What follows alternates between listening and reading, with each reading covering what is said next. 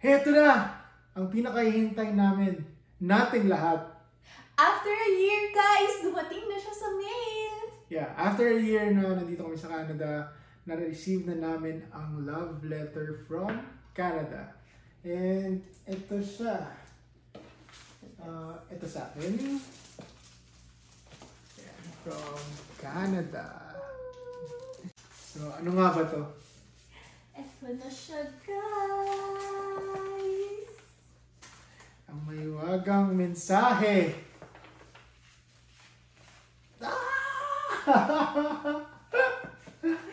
Ready?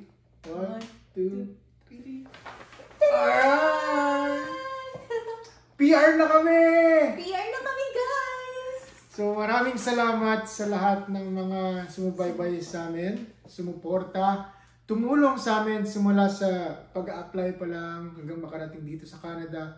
At sa ngayon, sa mga patuloy na tumutulong sa amin, sobrang nagpapasalamat po kami sa inyong lahat. Thank you so much, guys. And sa mga subscribers din namin. Marami rin mga nag-message sa amin kung paano yung mga naging pathway or yung ginawa namin yung process. So, sa mga susunod na araw, sisipagin na talaga akong mag-edit. Sobrang haba ng backlog. Totoo na ba yan? Totoo na.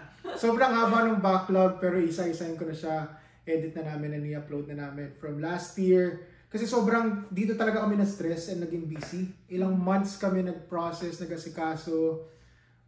At kung ano-ano pa. Yung dati nakakala namin imposible or matatagalan. Well, after a year, more than a year. Pero, ayun. Ang bilis. Sobrang bilis. Parang panaginip pa nga rin lahat eh. Parang hindi pa rin ako makapaniwala na nasa Canada kami. Parang feeling ko nasa malayong probinsya lang kami sa Pilipinas. Parang ganun lang. Oo, ang tagal. Bago nag-sink in na nandito na talaga kami. Tapos unti-unti na namin natutupad yung mga pangarap namin. And salamat sa pagiging patient and sa pagtitiwala rin. So, yun. Doon na lang muna. Hanggang sa muli, kita-kita tayo sa next vlog namin. Thank you so much. Bye. Thank you, guys. See ya!